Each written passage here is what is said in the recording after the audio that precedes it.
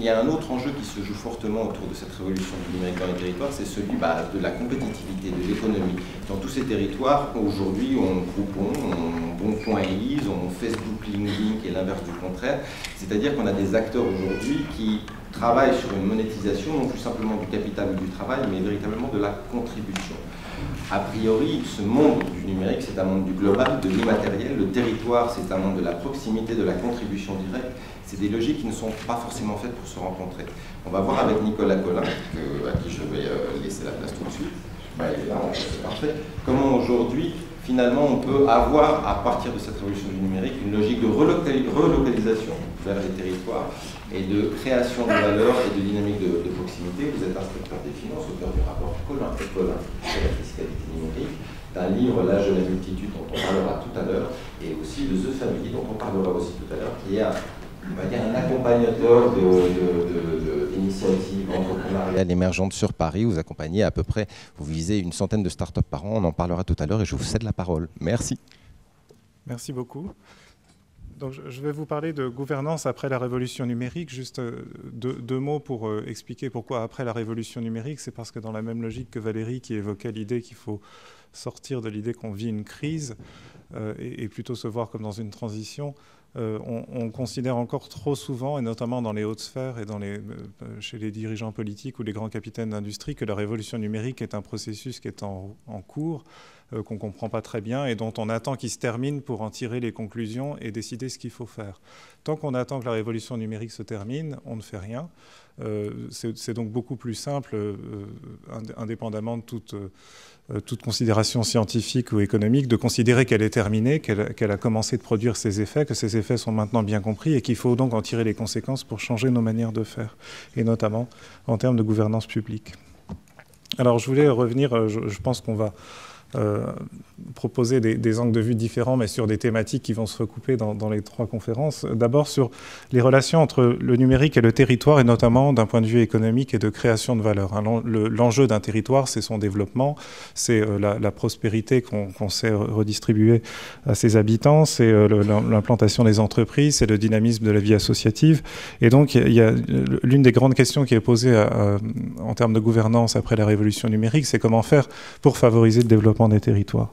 Alors je voudrais d'abord rappeler quelle était l'intuition initiale de ceux qui ont vu émerger le numérique ou qui ont vu commencer la révolution numérique quelque part au début des années 90. Ils se sont dit, non sans pertinence, les technologies numériques vont créer ce phénomène d'empowerment des individus, multiplier les interactions horizontales entre les individus, les interactions de pair à pair, et créer une sorte d'immense agora où les opportunités pour chacun vont se multiplier, de rentrer en relation les uns avec les autres. Donc on a l'idée on avait dès le départ l'intuition que le numérique allait donner le pouvoir aux individus et leur permettre de prendre en main leur destin et d'interagir de façon beaucoup plus dynamique. Et ça se voit dans tout un corpus de valeurs qui est porté par les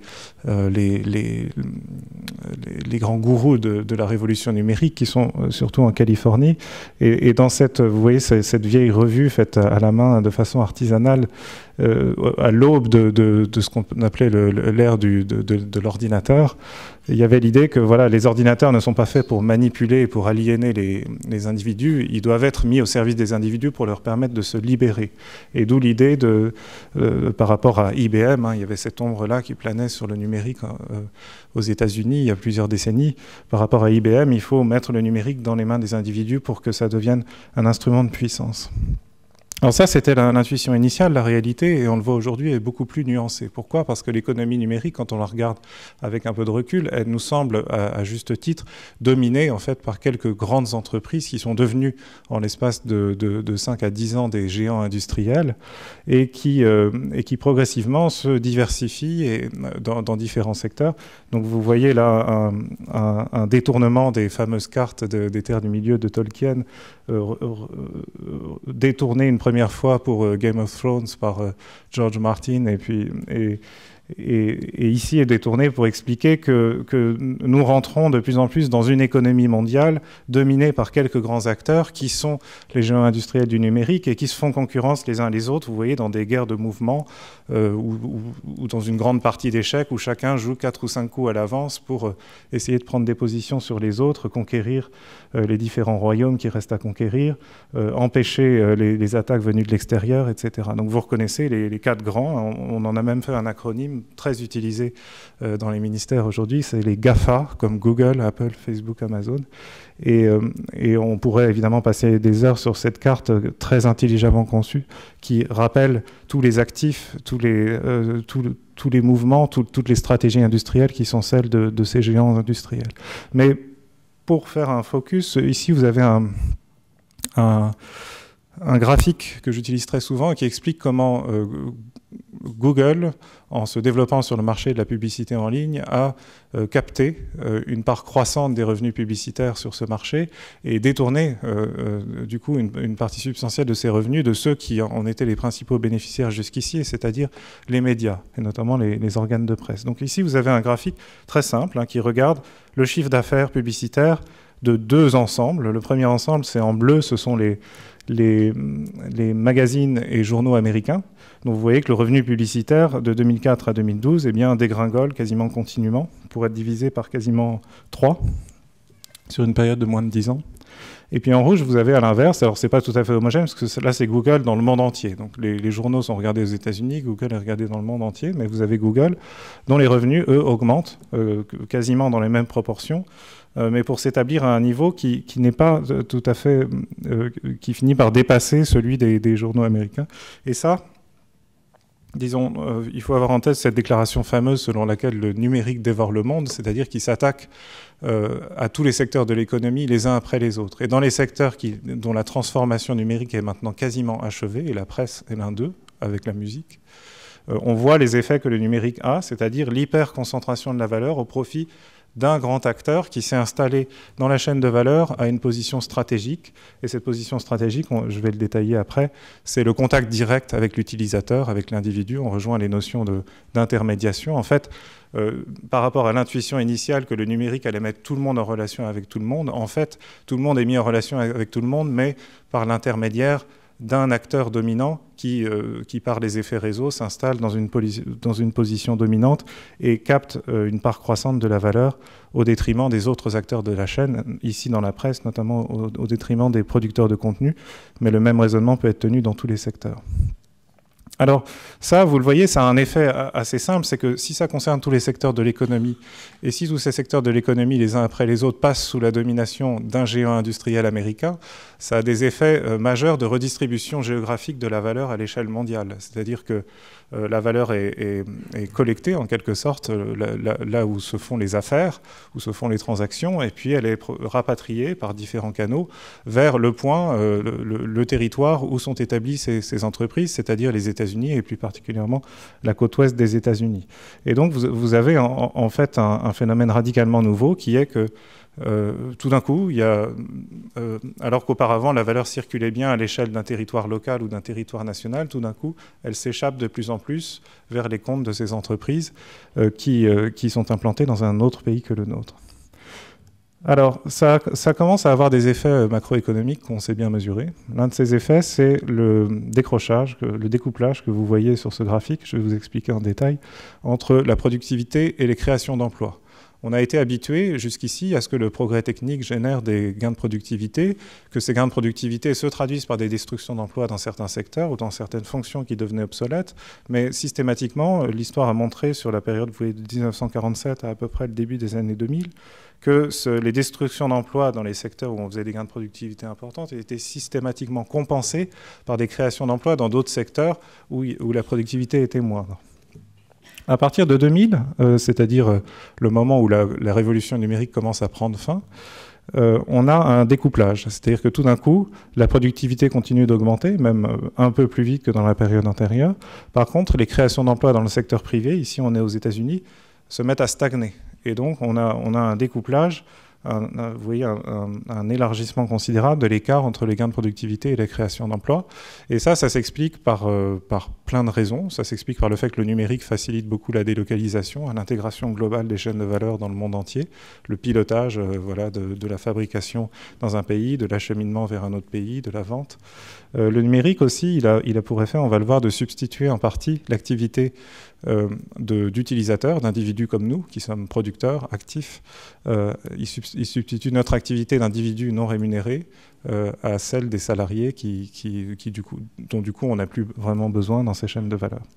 Alors le deuxième effet, et là vous voyez plutôt les effets de redistribution mondiale de la valeur, c'est le décrochage de la France en termes de développement économique. Vous savez que le principal indicateur du développement économique d'un pays, c'est le revenu par tête, c'est-à-dire quelle est la taille du gâteau que tous les habitants d'un pays se répartissent sur une année donnée.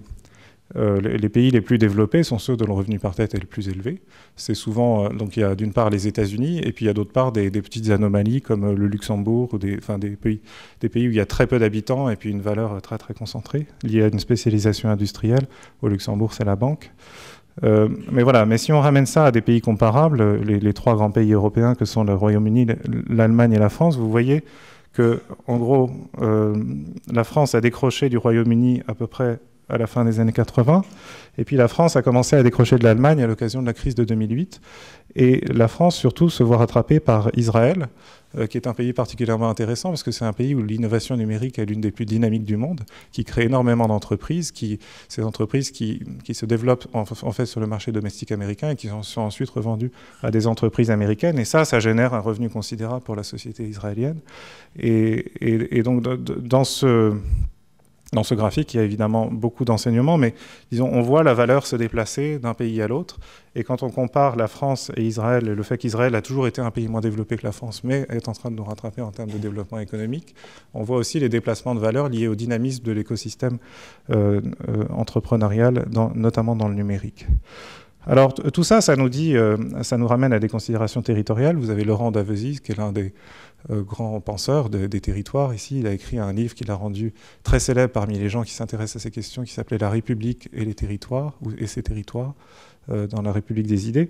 Et il explique une chose assez simple. Il dit, voilà, il y a des territoires très développés. En France, l'Île-de-France est plutôt le plus développé.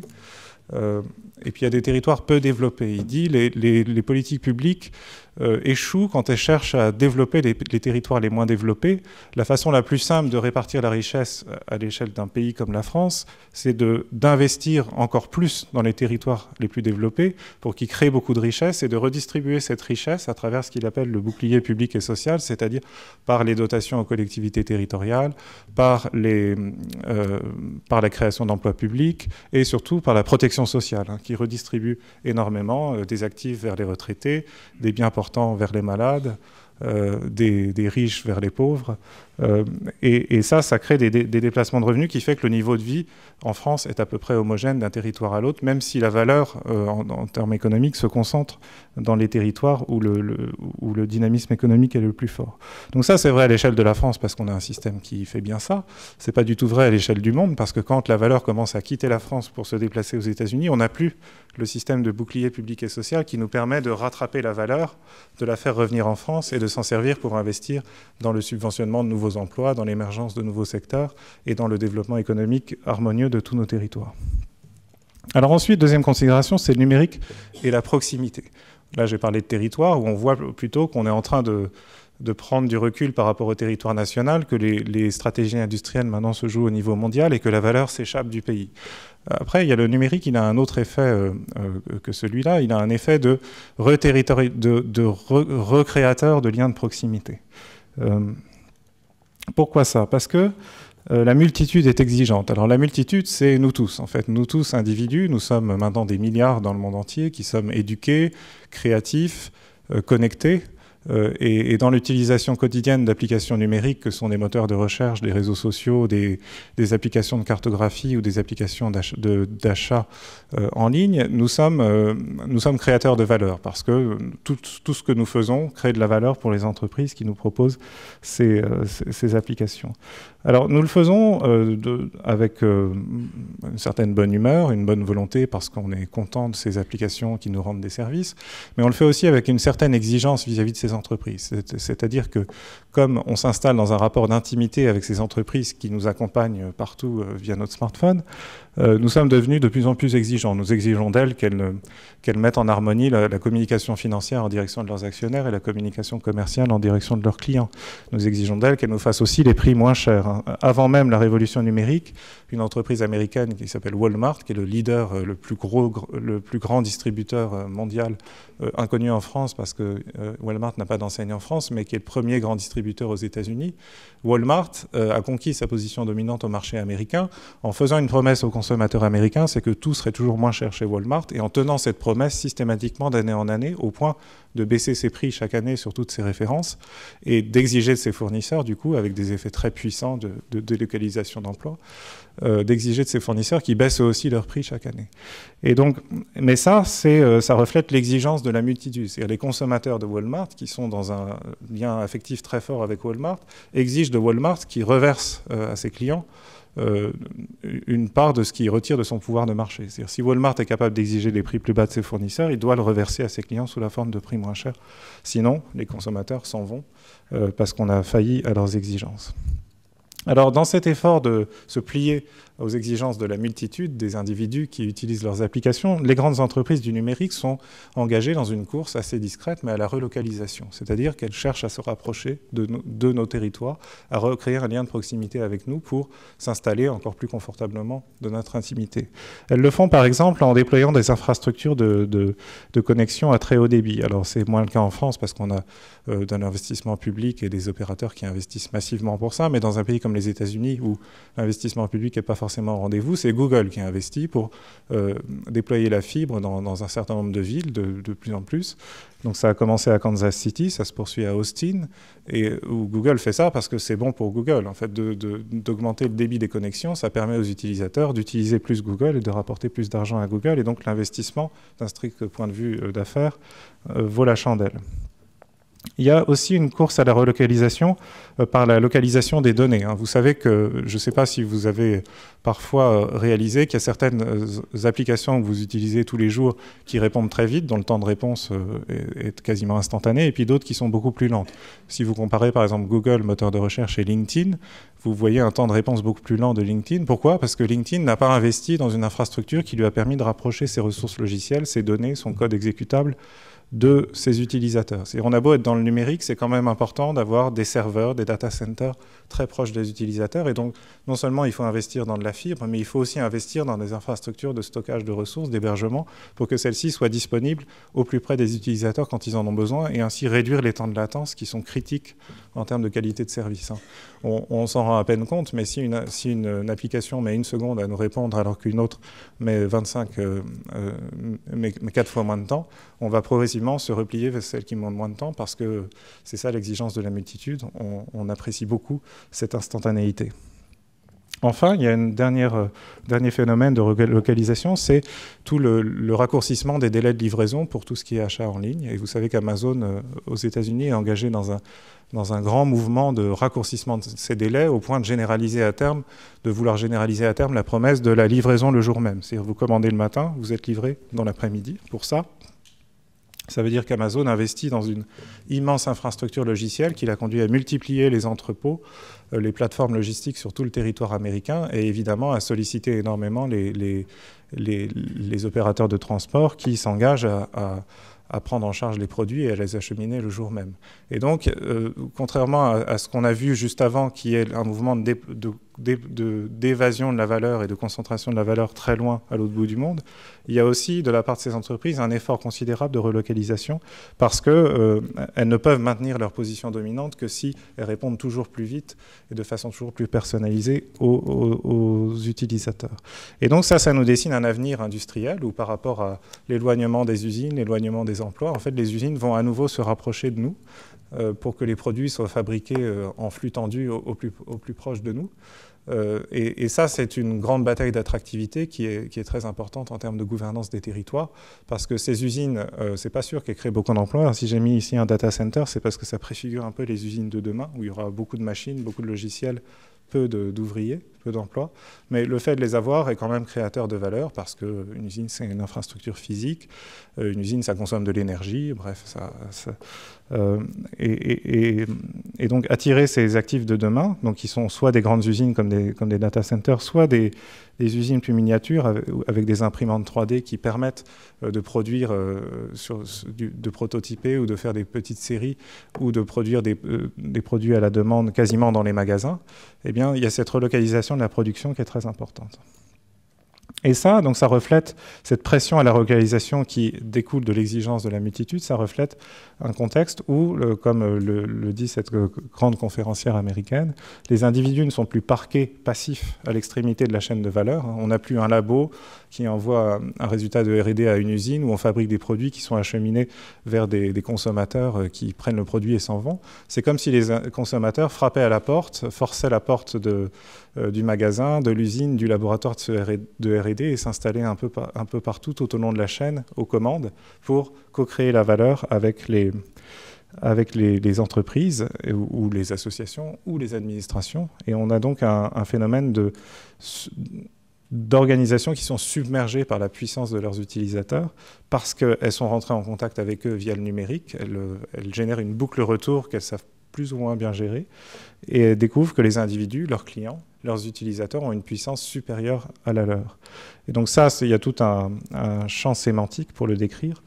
Il y a beaucoup de termes qui ont été forgés dans différentes disciplines, par différentes personnalités, pour décrire ce phénomène, suivant lequel, en réalité, nous, individus, devenons de plus en plus coproducteurs de la valeur avec les entreprises qui nous vendent des biens ou nous rendent des services. Alors, dans ce contexte-là, comment on développe un territoire ?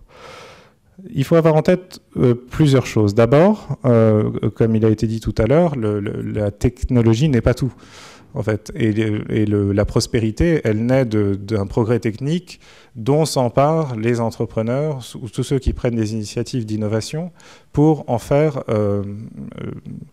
quelque chose qui améliore la vie en commun ou qui répond aux besoins d'un individu, soit dans des circuits marchands, soit dans des circuits non marchands. Mais pour favoriser la prospérité, il faut, comme le dit ici Edmund Phelps, qui est prix Nobel d'économie, le progrès technique n'est pas tout, donc les infrastructures de recherche, les universités, les labos de grandes entreprises ne sont pas tout. L'important, c'est le dynamisme économique, c'est-à-dire qu'il explicite comme ceci, le désir d'innover et les marges de manœuvre pour le faire. C'est-à-dire pour qu'un territoire se développe, attire de la valeur, il faut que les gens sur ce territoire aient le désir d'innover et qu'on leur ménage les marges de manœuvre pour le faire. Alors, pourquoi il faut des marges de manœuvre ? Parce que c'est très dur d'innover. Tous ceux qui innovent, soit en créant une entreprise, soit en se lançant dans l'innovation sociale, se heurtent en permanence à des obstacles. Il y a des problèmes d'accès au capital ou à du financement, et des problématiques d'adoption par les premiers utilisateurs qui ne comprennent pas forcément le service qu'on leur propose. Il y a des problématiques de réglementation, des barrières réglementaires qui empêchent de faire ceci ou cela, et parfois pas du tout à bon escient.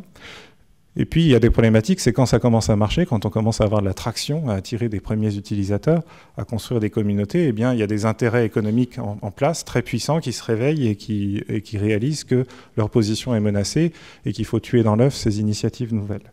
Donc, c'est très dur d'innover et un territoire pour attirer les innovateurs et pour la valeur qui découle de l'innovation doit apprendre à abaisser ces barrières à l'innovation, à élargir, à agrandir les marges de manœuvre pour les innovateurs.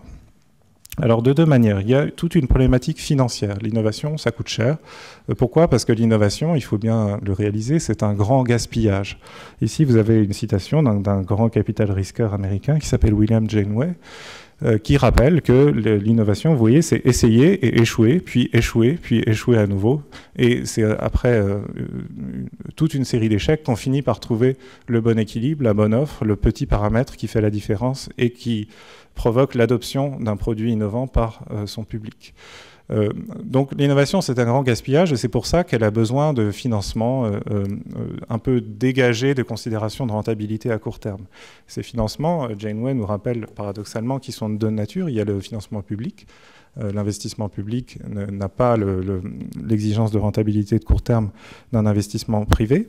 Mais il y a aussi les bulles financières. Si ces entreprises, Amazon, Google, nous dominent aujourd'hui, c'est parce qu'elles ont été massivement financées pendant la bulle financière de la fin des années 90 et qu'en ayant investi des milliards et des milliards de dollars dans leurs infrastructures, la bulle ayant éclaté, elles sont sorties de ce brouillard, de ce grand flou, et ont révélé qu'elles dominaient désormais des marchés de façon quasiment irrémédiable. Et donc, pour développer un territoire, il faut y attirer du financement, il faut apprendre à y financer l'innovation. Donc, il y a tout un éventail de leviers pour ça, pour que les collectivités le fassent. Il y a le crowdfunding aussi, qui est une dimension très importante de financement de l'innovation, c'est-à-dire le fait qu'on apprend de plus en plus à contourner les banques, à contourner les marchés financiers pour aller solliciter directement les individus qui, eux, sont prêts à investir un peu de capital dans des applications innovantes. Et ça, à l'échelle d'un territoire, ça peut tout à fait avoir un sens. L'autre élément de développement d'un territoire, c'est... donc là, vous avez une citation de Paul Graham. Paul Graham qui dirige un accélérateur d'entreprise en Californie, qui est mondialement connu, qui s'appelle Y Combinator, qui est notamment connu parce que de cet accélérateur sont sortis au moins 2 très très grandes entreprises, très célèbres, ou 3 même. Donc l'une d'elles, c'est Airbnb, qui permet de louer des chambres ou des appartements entre particuliers. L'autre, c'est Dropbox. Dropbox, c'est un outil extrêmement simple, extrêmement ergonomique, qui permet de sauvegarder ces fichiers informatiques à distance. Et la troisième, qui est assez connue, notamment depuis une date récente, c'est Uber, qui fait concurrence aux taxis parisiens avec une offre numérique un peu innovante. Donc tout ça est sorti de Y Combinator, et donc Paul Graham a beaucoup d'expérience de qu'est-ce qui fait qu'une entreprise marche ou ne marche pas. Et il dit, les entreprises qui marchent bien, ce sont celles qui commencent par faire les choses à toute petite échelle, à la main, dans un rapport direct physique avec leurs premiers utilisateurs. Il explique notamment l'histoire singulière de Airbnb, qui, quand ça s'est lancé, ça ne marchait pas du tout. Et ils se sont aperçus que l'une des raisons pour lesquelles ça ne marchait pas, c'est que les photos que les gens qui mettaient leurs habitations en location, qui étaient mises en ligne pour présenter l'appartement ou la chambre, les photos étaient plutôt de mauvaise qualité. C'était sombre, le grain, la haute définition n'était pas très bonne. C'était il y a plusieurs années. Les smartphones ne permettaient pas encore de faire des très belles photos. Et donc, du coup, ils ont entrepris une grande tournée de tous leurs premiers utilisateurs pour aller reprendre des photos chez chacun d'eux. Ils ont frappé à la porte, enfin, ils ont appelé, frappé à la porte, fait des photos avec une qualité professionnelle et remplacé les photos sombres et mal définies et floues par des photos d'une qualité professionnelle. Et instantanément, ça a démultiplié le taux d'adoption.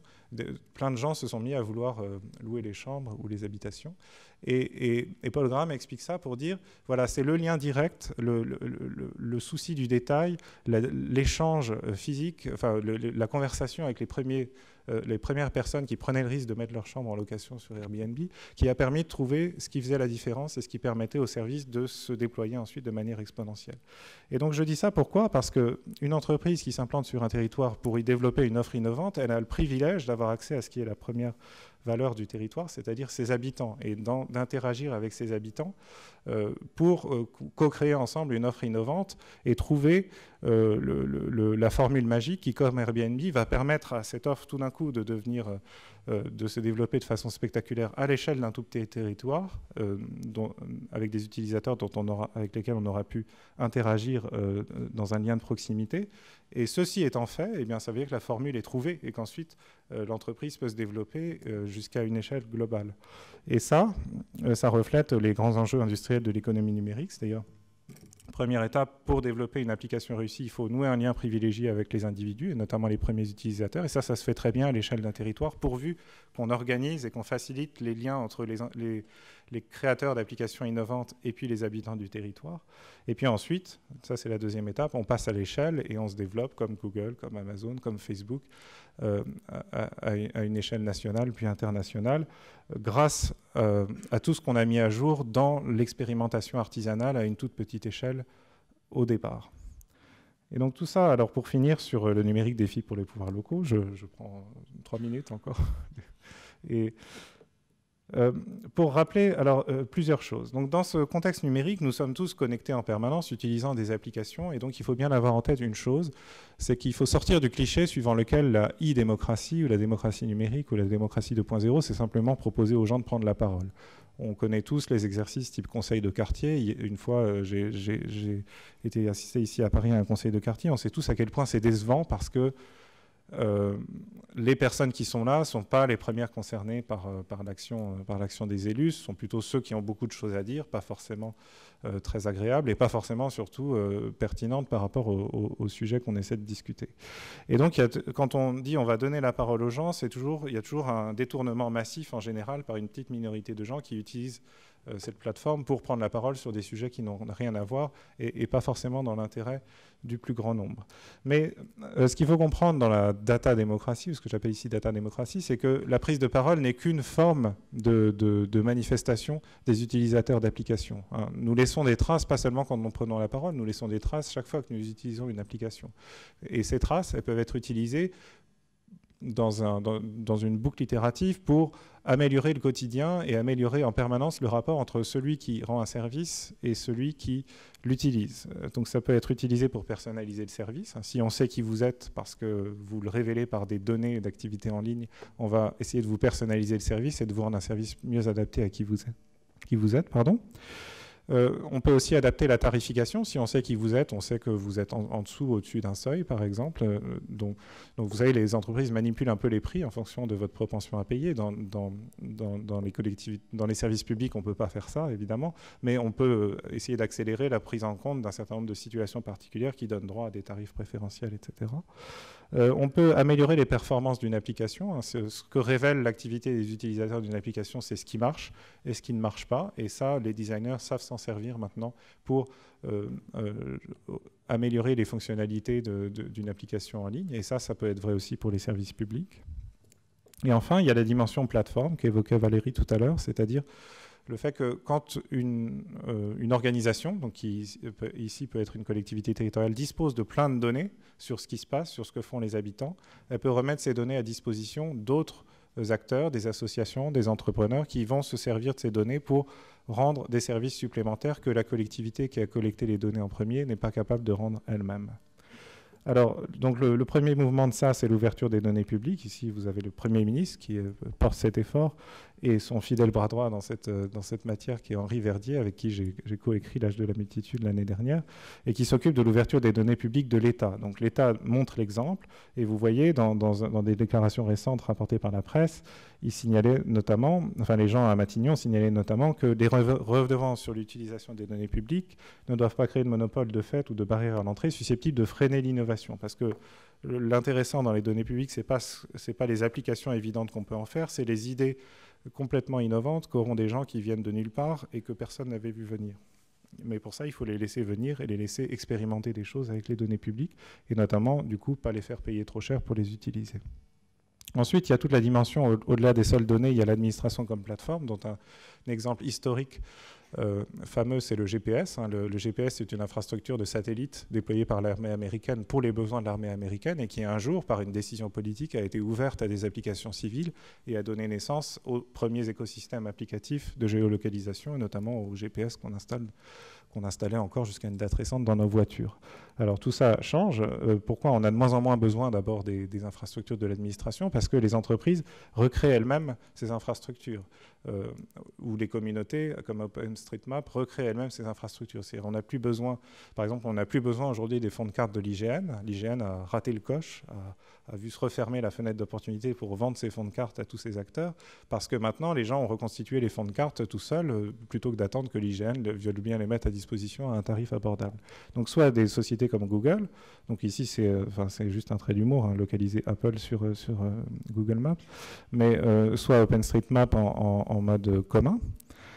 Et puis maintenant, vous avez, donc ça c'est une application israélienne, alors je suis désolé, il n'y a même pas le nom, mais ça s'appelle Waze, W-A-Z-E, et Waze, c'est, on n'a même plus besoin ni du satellite ni du fond de carte, tout est fait par les utilisateurs qui, en se déplaçant dans leur voiture, révèlent où sont les routes. Donc si vous avancez sur une seule file très lentement, vous êtes dans une petite ruelle, si vous avancez sur 4 files très vite, vous êtes sur une autoroute, et Waze, comme ça, quand Waze se déploie dans une ville, dessine le fond de carte instantanément en analysant les premiers déplacements des premiers utilisateurs, puis ensuite utilise les données de trafic instantané de tous les utilisateurs connectés pour optimiser les itinéraires des uns et des autres. Et donc vous voyez voyez comment l'administration risque de plus être pertinente. C'est parce que si elle se fait trop attendre, si elle élève des barrières trop élevées à l'entrée, les acteurs reconstituent eux-mêmes les ressources en marge de l'administration et enlèvent à l'administration sa pertinence. Alors vous voyez que dans tout ça, il y a un préalable très important, c'est la confiance qui doit s'installer entre les différents acteurs de cet écosystème. Donc l'administration qui devient plateforme, les entrepreneurs et innovateurs qui utilisent les ressources pour proposer des services innovants et améliorer la vie sur un territoire et y créer de la valeur, et puis les individus eux-mêmes qui ne veulent pas évidemment qu'on fasse n'importe quoi avec leurs données. Cette confiance, elle se crée dans l'action, elle se crée dans la sensibilité de ce qui se passe. Le numérique, ce n'est pas de la technologie froide, c'est de l'hypersensibilité. C'est dans notre intimité. On est rivé à nos écrans et toujours les mains sur nos claviers et nos tablettes et nos smartphones. Ce n'est pas un hasard, c'est qu'on est immergé dans ce monde comme un enfant s'accroche à son doudou, c'est pour ça que j'ai mis cette image, et on y cherche de la réassurance et de la confiance. Et il y a une chose qui ne nous inspire pas du tout confiance, c'est le fait enfin, les Américains, Valérie disait tout à l'heure qu'il y avait des mots que les Américains, c'est la cluelessness, c'est-à-dire le fait d'être complètement à côté de la plaque de la part des gens qui parlent de numérique mais sans vivre dedans, en fait. Donc tous les dirigeants politiques et même les élus locaux qui parlent de numérique sans avoir leur compte Facebook, sans avoir leur compte Twitter, qui confient ça à leurs collaborateurs ou à leurs assistants ou à leurs directeurs de la communication, ne sont pas dedans et ne peuvent pas comprendre la sensibilité qui s'est déployée chez leurs administrés et les attentes qui s'expriment de plus en plus fortes et qui, à ce jour, ne sont satisfaites que par les grandes entreprises dont je parlais au début de l'intervention. Et donc, c'est vraiment ça l'enjeu, c'est de retrouver un alignement et une communauté de sensibilité sur ces questions-là numériques entre des acteurs d'écosystèmes locaux plutôt que de laisser les seules entreprises américaines répondre de façon pertinente aux besoins exprimés par nous, les individus. Et donc dans tout ça, je voulais conclure là-dessus. Donc comme Régis l'a dit tout à l'heure, j'ai beaucoup travaillé sur la fiscalité. Je suis du coup invité dans tout un tas de colloques en permanence. Et donc il y a quelques semaines, j'étais à Berlin pour un colloque de directeurs fiscaux et il y avait après moi une conférence très intéressante de Robert Phillips qui est là, qui est l'ancien patron de Edelman, qui est l'une des plus grandes agences de RP mondiales, si j'ai bien compris. Et donc il a fait une conférence très intéressante pour dire aux gens, voilà, c'est terminé de faire la communication sur la fiscalité des entreprises, de le confier ça au corporate, au département des relations de la communication corporate. Pourquoi? Parce que le communicant ne sait pas du tout de quoi il parle quand il parle des impôts payés par telle multinationale mise en cause par le Parlement britannique ou par des associations ou des ONG. Donc il faut que les directeurs fiscaux apprennent à communiquer eux-mêmes, à expliquer eux-mêmes leur métier et surtout à mettre en cohérence leurs actes avec leurs mots. Et il expliquait bien ce qui pour moi est une clé de compréhension du numérique et des enjeux de communication et des enjeux de rapport des collectivités territoriales au numérique, c'est ça sert plus à rien de dire des choses, ni de dire qu'on fait des choses. Il faut faire les choses et la sensibilité est beaucoup plus exacerbée par rapport à ce qui se fait, à ce qui change au quotidien que les mots. Et donc, il y a tout un mouvement enfin, moi, il y a un mouvement que j'aimerais voir naître, c'est celui de la mise en cause des décideurs, publics ou privés, qui parlent de numérique, qui nous disent qu'ils innovent, mais dont on ne voit aucune trace de cette innovation dans notre vie quotidienne. Par exemple, donc dans The Family, on en parlera tout à l'heure, on fait beaucoup de conférences auprès de gens des grandes entreprises traditionnelles, et donc j'ai fait ça sur l'assurance, et les assureurs m'ont dit, mais si, on innove, regardez, on fait des choses formidables, on investit dans les big data, on fait ceci, on fait cela. Je leur ai dit, tant que moi, client, assuré, client d'une compagnie d'assurance, je ne vois pas de changement notable dans mon rapport quotidien à votre entreprise et au service qu'elle me rend, je ne crois plus à vos discours. Et c'est pareil sur les enjeux de développement territorial, c'est pareil dans la gouvernance publique, c'est-à-dire il ne suffit plus de dire qu'on écoute, qu'on innove, qu'on attire des entrepreneurs, qu'on transforme les services publics en services publics numériques, il faut le faire parce que c'est le seul langage que comprend la multitude hypersensible. Et d'autant plus sensible qu'elle est cajolée comme par un doudou par ces grandes entreprises américaines. Voilà, merci beaucoup.